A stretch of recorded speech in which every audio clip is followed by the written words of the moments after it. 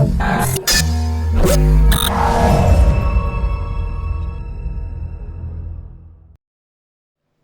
لله المتصرف في الكون بما يشاء. إذا أراد أمرا فإنما يقول له كن فيكون. يقلب أحوال الناس من صحة إلى مرض، ومن فقر إلى غنى، ومن صغر إلى كبر. أحمده جل وعلا وأشكره وأثني عليه، وأشهد أن لا إله إلا الله وحده لا شريك له، وأشهد أن محمدًا عبده ورسوله. أما بعد، فنتحدث في هذا اليوم عن موضوع يهتم له كثير من الناس، بل يجعلونه الغاية العظمى والهدف الأسمى، ألا وهو موضوع المال بين الفقر والغنى. نريد أن نبحث ما هي منزلة المال في الإسلام، وما هي الوسائل الشرعية التي أعطاها لنا ديننا في اكتساب المال، سواء كانت وسائل شرعية أو كانت وسائل دنيوية يعملها الناس في حياتهم.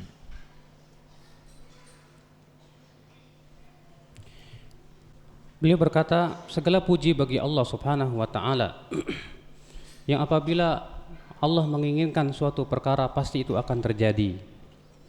Sesungguhnya Allah Subhanahu wa Ta'ala lah yang telah merubah segala macam keadaan, dari kesehatan kepada sakit, dari yang tadinya kecil menjadi dewasa.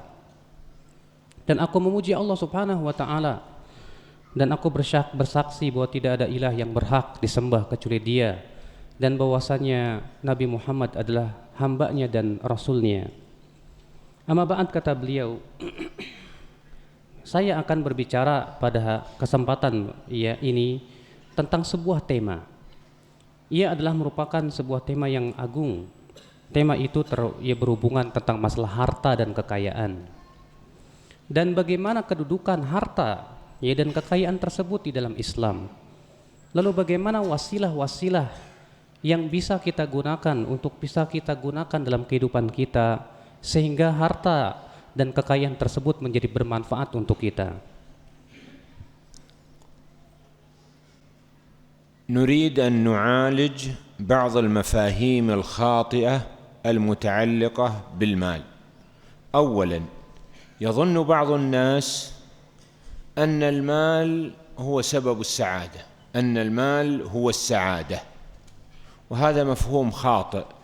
فبعض الناس يعذب بسبب ماله ولا يسعد بسبب هذا المال، كما قال الله تعالى: فلا تعجبك أموالهم ولا أولادهم إنما يريد الله ليعذبهم بها في الدنيا وتزهق أنفسهم.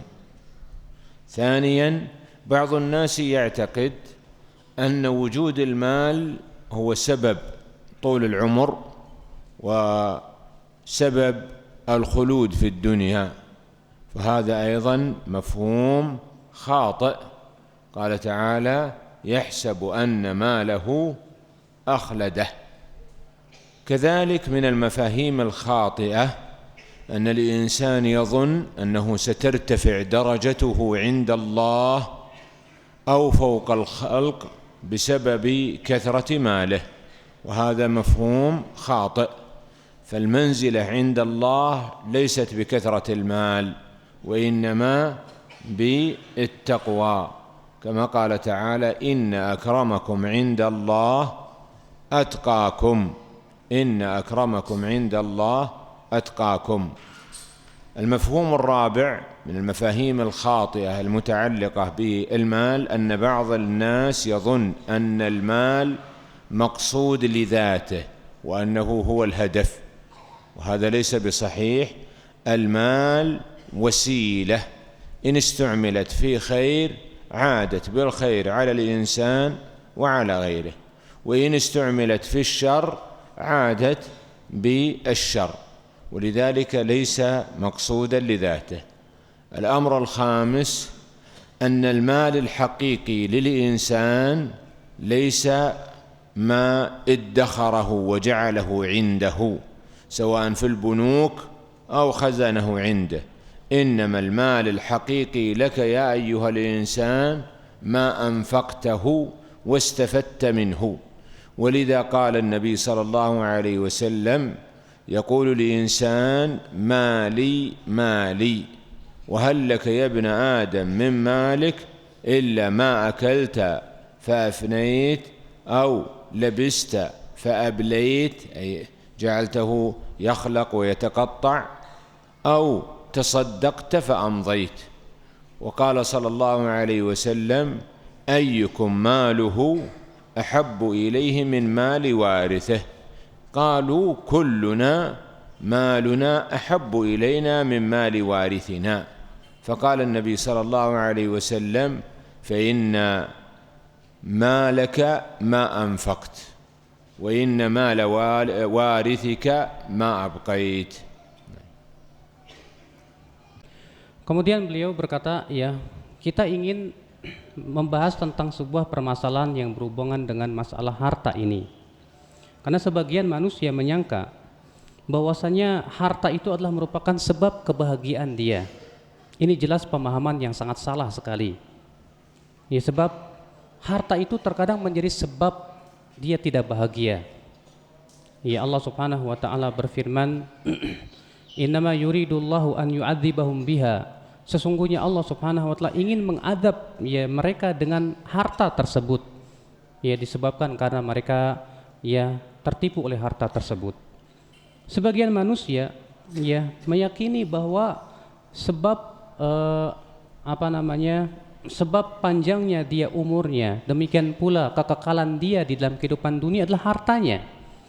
Ini merupakan, kata beliau, sebuah pemahaman yang salah sekali. Ya, sebab harta itu tidak bisa sama sekali ya menjadikan dia kekal di dalam kehidupan dunia. Allah Ta'ala berfirman, "Yahsabu annama lahu akhladah." Ya, manusia mengira bahwasannya harta itu akan membuat ia kekal, padahal tidak demikian.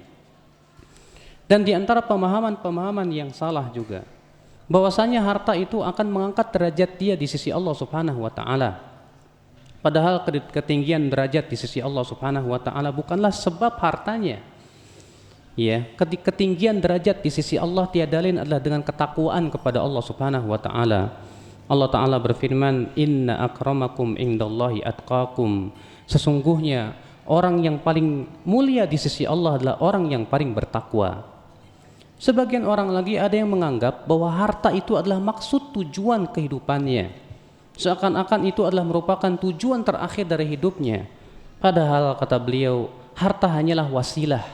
Jika harta itu digunakan untuk kebaikan, itu akan menjadi kebaikan buat dia. Tapi bila harta itu digunakan untuk perkara yang buruk, maka itu akan menjadi keburukan buat dia. Jadi harta bukanlah tujuan dia, ya bukanlah maksud yang teragung, bahkan tujuan hidup dia. Beliau berkata lagi bahwa harta yang hakiki bagi seorang manusia adalah yang bukanlah ya apa yang ia telah simpan atau ia tabungkan, baik ia tabung di bank-bank ataupun ia tabung dimanapun. Akan tetapi hakikat harta dia apa?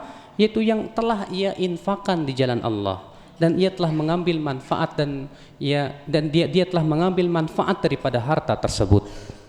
Di mana Rasulullah SAW bersabda, yaqulul insan, manusia akan berkata, mali mali, hartaku hartaku.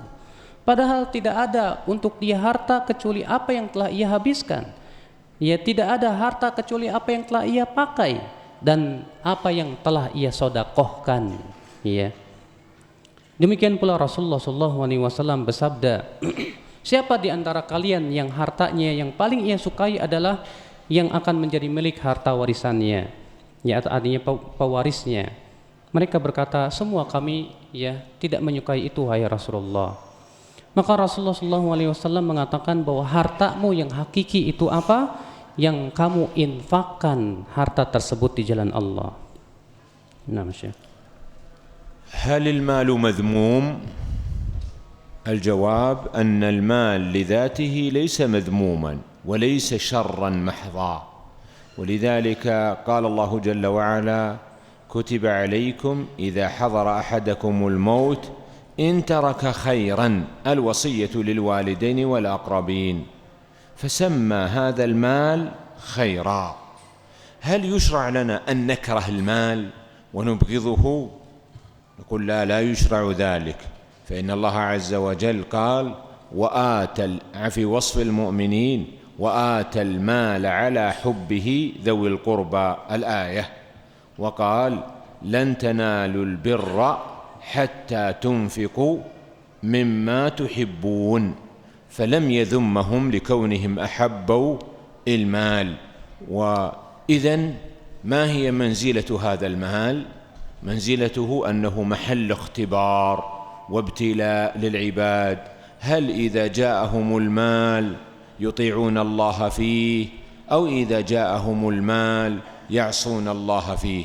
قال تعالى: إنما أموالكم وأولادكم فتنة. ما معنى فتنة؟ اختبار، يختبركم الله فيها، هل تؤدون حق الله فيها أو لا تؤدونه؟ هل المال ينفع في الآخرة أو يضر؟ نقول بحسب عمل الإنسان، من عمل في المال خيرا انتفع به في الآخرة، كما قال الله جل وعلا: يوم لا ينفع مال ولا بنون إلا من أتى الله بقلب سليم، يعني أن من أتى الله بقلب سليم انتفع بماله وولده يوم القيامة. وقال تعالى: وما أموالكم ولا أولادكم بالتي تقربكم عندنا زلفى إلا من آمن وعمل صالحا فأولئك لهم جزاء الضعف بما عملوا وهم في الغرفات آمنون، يعني أن من آمن وعمل صالحا فإنه ينفعه ماله وولده يوم القيامة، وتقربه عند الله زلفى، وترتفع درجته عند الله بسبب هذا المال. ولذا قال الله جل وعلا: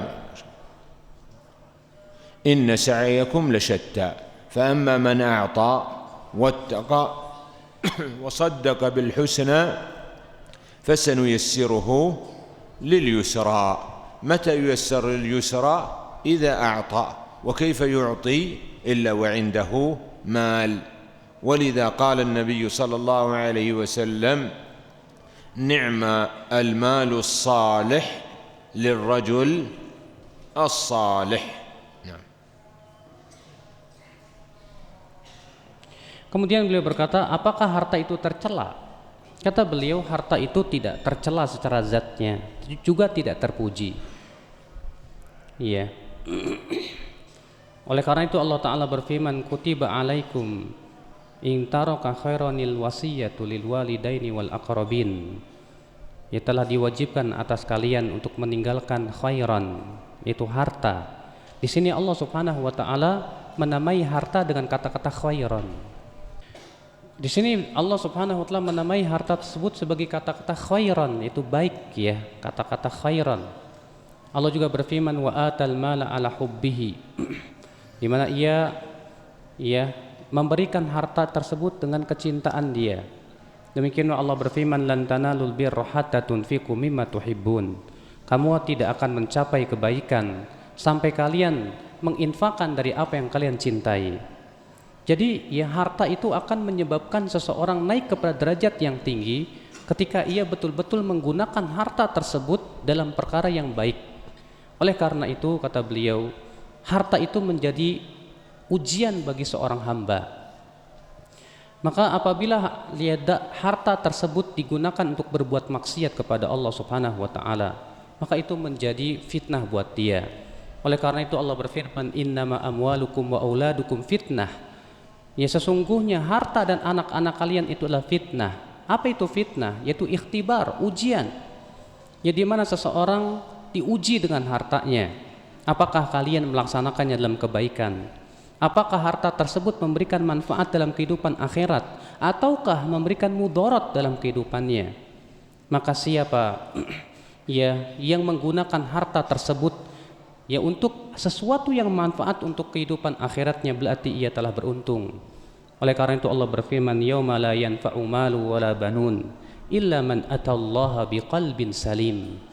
Pada hari tidak bermanfaat harta, tidak pula bermanfaat anak-anak, kecuali orang yang datang kepada Allah dengan membawa hati yang selamat, di mana ia telah mengambil manfaat dari hartanya, di mana harta itu tidak menipu dia, sehingga pada hari kiamat ia pun membawa hati yang selamat, artinya selamat daripada ketertipuan dengan hartanya. Juga Allah Ta'ala berfirman, wa ma amwalukum billati tuqarribukum indana zulfa. Dan tidaklah harta tersebut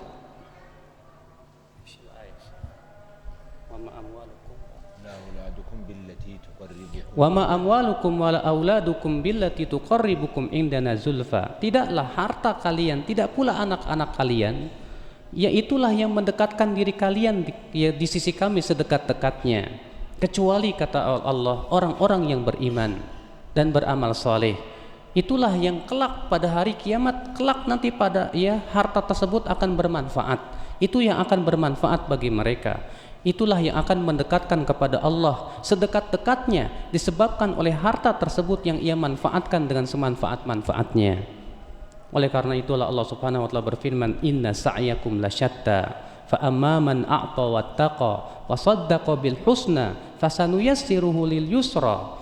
جلب الأموال أن يكون الإنسان صادقا خصوصا في التعاملات المالية، بحيث لا يكون عنده خيانة ولا غش. يقول النبي صلى الله عليه وسلم البيعان بالخيار ما لم يتفرقا، فإن صدقا وبينا بورك لهما في بيعهما، وإن كتما وغشا محقت بركة بيعهما. ومن ذلك من أسباب اكتساب الأموال الشركات النظيفة، الشركات التي تكون بتعامل صحيح بلا غش ولا احتيال. يقول النبي صلى الله عليه وسلم قال الله عز وجل أنا ثالث الشريكين ما لم يخن أحدهما صاحبه. Kemudian di antara sebab datangnya harta yaitu seseorang jujur di dalam bermuamalah. Ya, tidak ia berkhianat, tidak ia berbuat kecurangan di dalam ia bermuamalah dengan sesamanya. Rasulullah SAW bersabda, al-bay'ani bil khiyar ma lam yatafarraqa. Dua orang yang sedang berjual beli itu masih dalam pilihan, yaitu khiyar, selama mereka belum berpisah. Jika keduanya shadaqah, jujur dan menjelaskan tentang aibnya, maka akan diberkahilah jual beli mereka berdua. Wa in katama, tapi kalau keduanya menyembunyikan aibnya dan mereka keduanya berbuat curang, maka akan dihilangkan keberkahan jual belinya tersebut. Kemudian di antara sebab datangnya harta atau datangnya rizki yaitu bermuamalah dengan muamalah yang sahih, dengan tanpa ada kecurangan, kata beliau. Sebagaimana Rasulullah bersabda dalam hadis qudsi, Allah Ta'ala berfirman, ya ana salisu syarikain, aku adalah ketiga dari dua orang yang bersekutu, malam yakhun, selama salah satu dari mereka tidak berkhianat kepada temannya. كذلك من أسباب كسب الأموال صلة الرحم، وفي أعظم ذلك بر الوالدين. يقول النبي صلى الله عليه وسلم من أحب أن يبسط له في رزقه وينسأ له في أجله فليصل رحمه. ومن الأسباب تقوى الله، بأن يكون عندك في قلبك معنى يمنعك من معصية الله بمثابة الواقي الذي يقيك من الرصاص وغيره. يقول الله عز وجل من يتق الله يجعل له إيش؟ مخرجا ويرزقه من حيث لا يحتسب. كذلك من الأسباب تعلم المهن، فإن تعلم الإنسان للمهنة يمكنه من الاكتساب فيها. ومن أسباب الرزق وكثرة المال توظيف الآخرين، فإذا وظفت آخرين عندك فإنك حينئذ كنت سببا في الرزق لأولئك الأشخاص، وبالتالي فالجزاء من جنس العمل، سيعطيك الله أرزاقا كما كنت سببا في أرزاق غيرك. Kemudian kata beliau, di antara sebab datangnya rizki yaitu bersilaturahim, menjaga silaturahim. Dan yang lebih besar dari itu adalah berbakti kepada orang tua. Sebagaimana disebutkan dalam hadis bahwa Rasulullah SAW bersabda, man ahabba an yubsata lahu fi rizqih, siapa yang suka untuk diluaskan rezekinya, ya, dan agar dipanjangkan umurnya, falyasil rahimah, hendaklah ia menyambung silaturahim. Kemudian berikutnya yaitu ketakwaan kepada Allah. Ya, di mana ketakwaan itu adalah ya sesuatu yang ada di dalam hati. Ia sesuatu yang bisa mencegah engkau dari berbagai macam yang bisa merusak dirimu.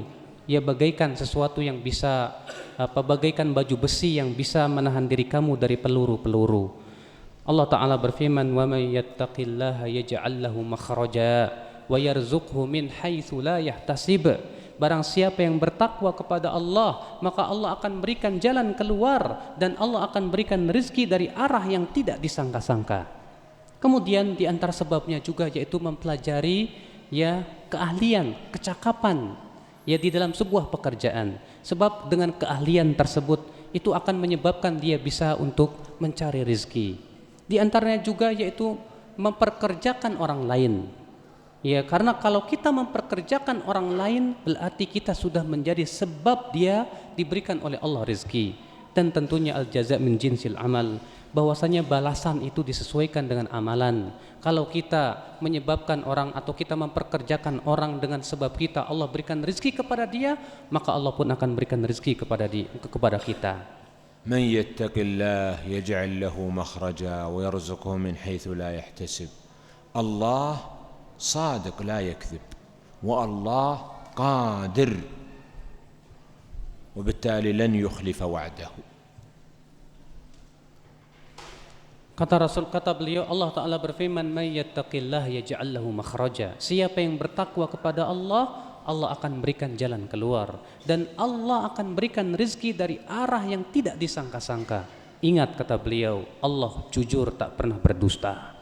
Dan Allah Maha Kuasa atas segala sesuatu. سنأتي إلى أسباب تبعد الخير والرزق عن الإنسان. أول ذلك الربا، فمتى وجد الربا عند إنسان ستذهب أمواله.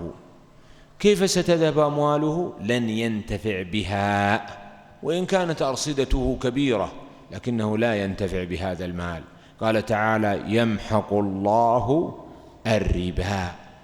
الأمر الثاني منع الزكاة، فإن من منع الزكاة ستذهب بركة ماله ولن ينتفع بهذا المال، بل سيكون ماله وبالا عليه. الأمر الثالث الغش، فإن الذين يكذبون ويغشون في المعاملات ستذهب البركة من عندهم.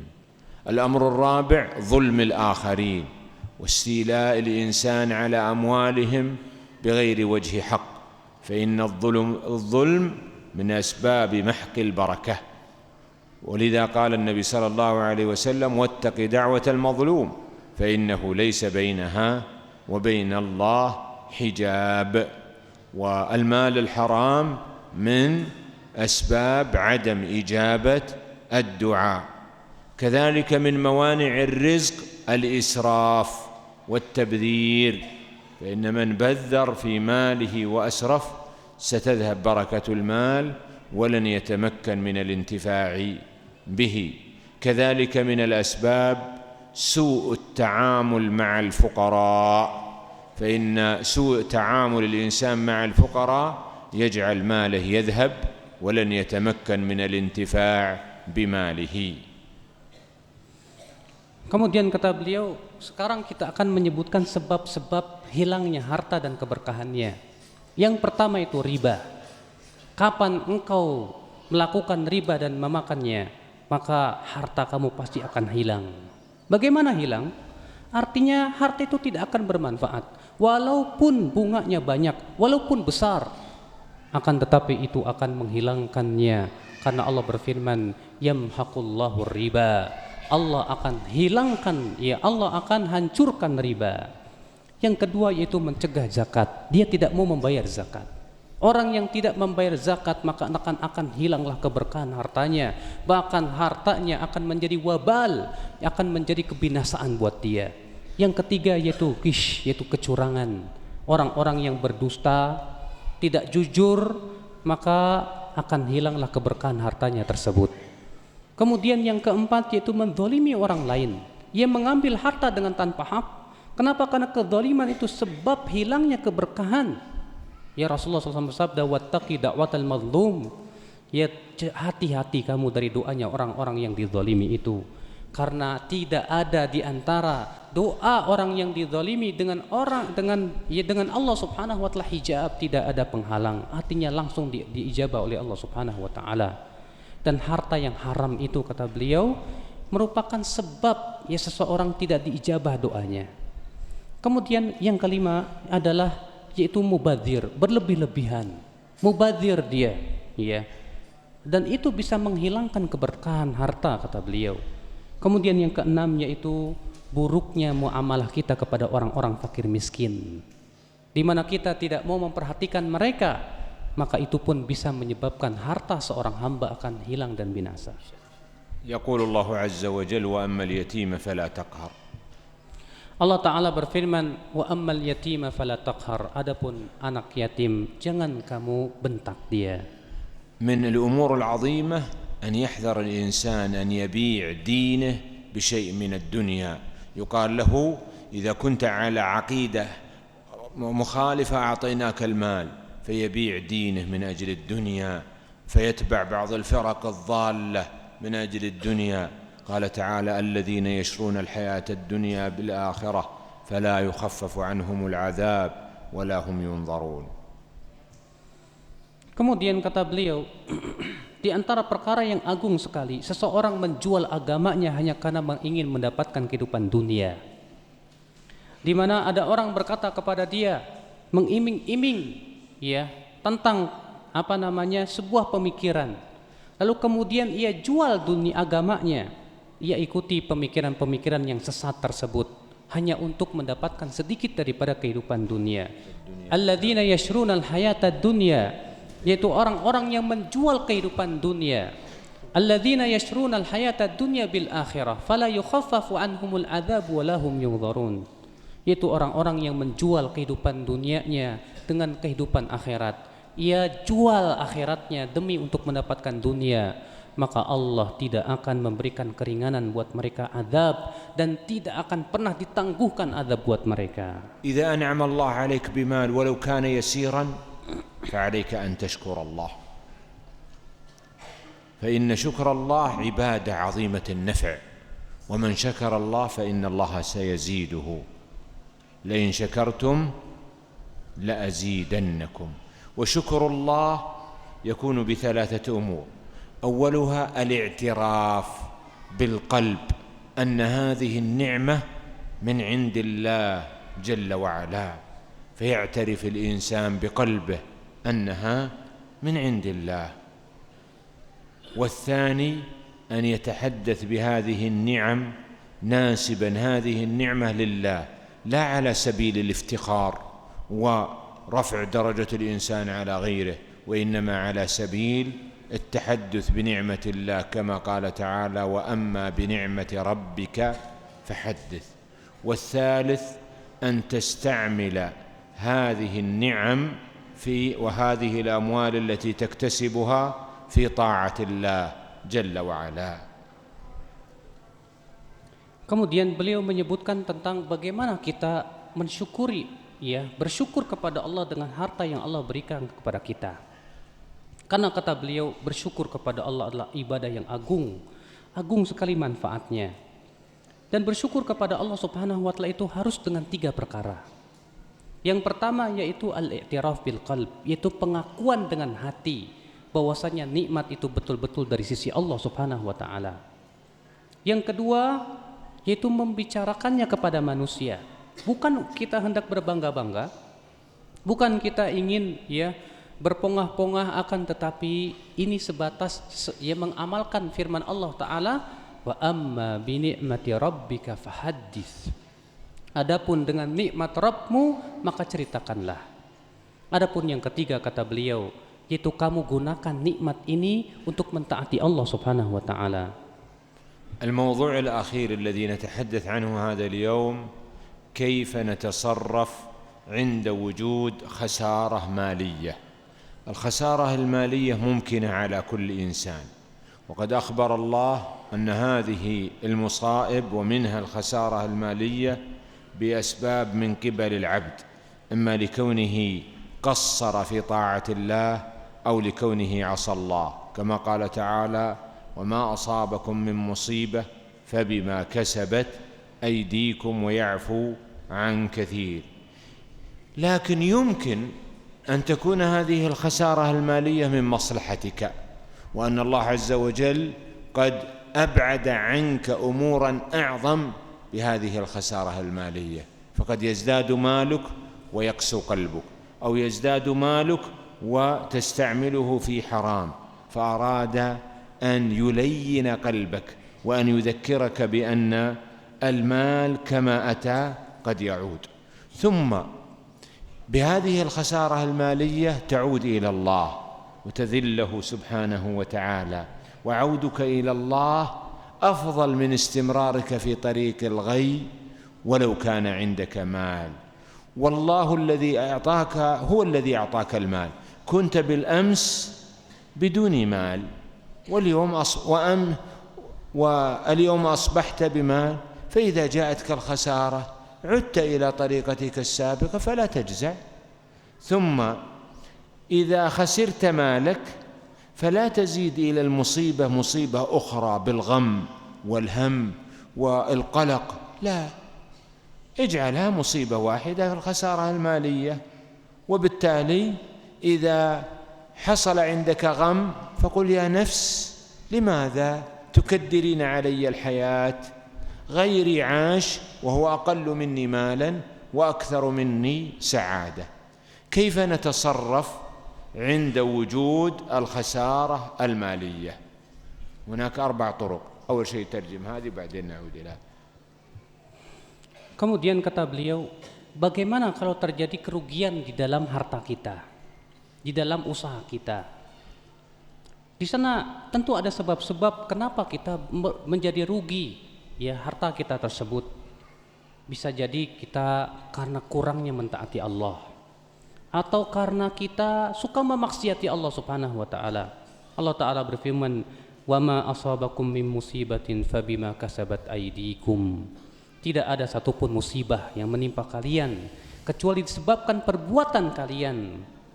Atau mungkin kerugian itu karena ada maslahat yang Allah ingin berikan kepada kamu. Allah ingin menjauhkan kamu dari kemurkaannya.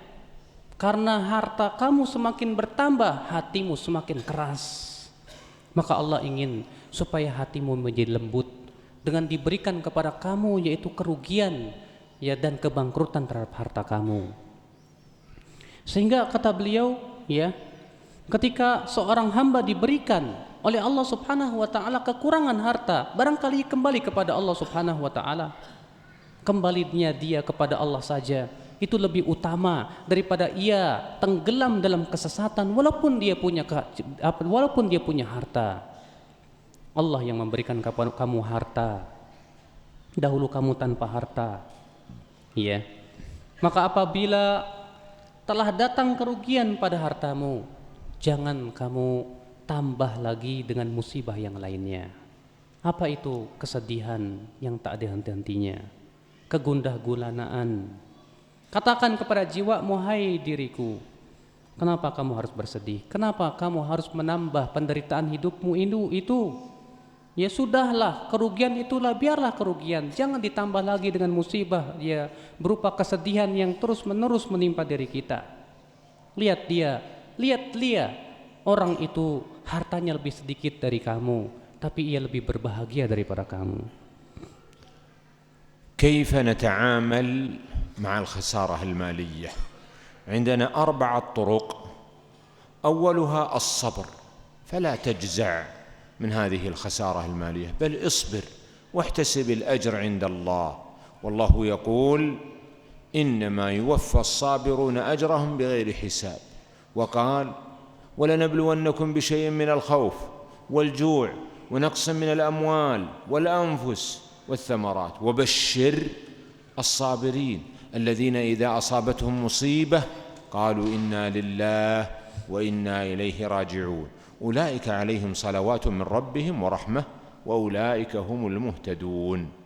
الطريقة الثانية الرضا، فترضى عن الله عندما قدر عليك الخسارة، لأن هذا من مصلحتك، فالله جل وعلا يحبك ويحب الخير لك، ولم يقدر لك الخسارة المالية إلا من أجل مصلحتك، وبالتالي ترضى عن الله بوجود هذه الخسارة المالية. وثالثا من العبادات التي تواجه بها الخسارة المالية أن تنتظر الفرج من رب العزة والجلال، وتحسن الظن بالله أنه سيرزقك وسيمكنك من النفقة في الخير. والله جل وعلا يقول، والنبي صلى الله عليه وسلم يقول الله أنا عند ظن عبدي بي فليظن بي ما شاء. يقول النبي صلى الله عليه وسلم قال الله عز وجل في الحديث القدسي أنا عند ظن عبدي بي فليظن بي ما شاء. إن ظننت أن الله سيرزقك فأبشر بالرزق، وإن ظننت أن الله لن يرزقك فأنت على حسب ظنك. الأمر الرابع مما نواجه به الخسارة المالية بذل الأسباب والاكتساب، بذل الأسباب لاكتساب المال، ونتقرب بذلك لله، لأنك عندما تكتسب تغني نفسك عن الآخرين، وتتمكن من الصدقة والنفقة، وتتمكن من أفعال الخير، وتتمكن من أعمال صالحة كثيرة. وبالتالي في اكتسابك انوي أنه عبادة تتقرب بها لله عز وجل. اعذروني أن اخترت هذا الموضوع، وقد يكون بعضكم ليس لديه مال أو عنده مال قليل، ولكن لأنني أحب أن يكون عندكم أموال كثيرة تستعملونها في طاعة الله طرحت هذا الموضوع بين أيديكم. Kemudian kata beliau, bagaimana kita menghadapi kerugian di dalam harta kita? Yang pertama, sabar. Jangan kita menjadi orang yang tidak sabar. Berharaplah pahala dari Allah Subhanahu wa taala. Allah berfirman, "Innama yuwaffas sabiruna ajrahum bighairi hisab." Sesungguhnya orang-orang yang sabar itu diberikan pahalanya dengan tanpa batas. Allah juga berfirman, "Walanabluwannakum bisyai'im minal khaufi wal ju'i wa naqsin minal amwali wal anfusi wath thamarat." Sungguh kami akan uji kalian dengan sedikit rasa takut, rasa lapar, kekurangan harta, jiwa dan buah-buahan. Wabasyiris sabirin, dan bergembiralah orang-orang yang sabar. Alladzina idza asabatum musibah, yaitu orang-orang yang apabila ditimpa musibah ia berkata inna lillah wa inna ilaihi raji'un. Sesungguhnya kami milik Allah dan sesungguhnya kami akan kembali kepada Allah. Ulaika alaihim salawatu mir rabbihim wa rahmah. Mereka itulah orang-orang yang mendapatkan pujian dari Rabbnya dan rahmatnya. Wa ulaika humul muhtadun, dan merekalah orang-orang yang mendapatkan hidayah dari Allah Subhanahu wa taala. Kemudian yang kedua kata beliau yaitu ridha. Engkau ridha kepada Allah ketika Allah mentakdirkan kepada kamu kerugian, karena itu untuk kemaslahatan dirimu. Ingatlah, Allah cinta kepada kamu, Allah cinta kebaikan untuk diri kamu. Maka ridholah dengan adanya kerugian tersebut, karena itu yakinlah itu yang terbaik buat kamu di sisi Allah. Kemudian yang ketiga yaitu kamu tunggulah pertolongan dari Allah Subhanahu wa taala Rabbul Izzah.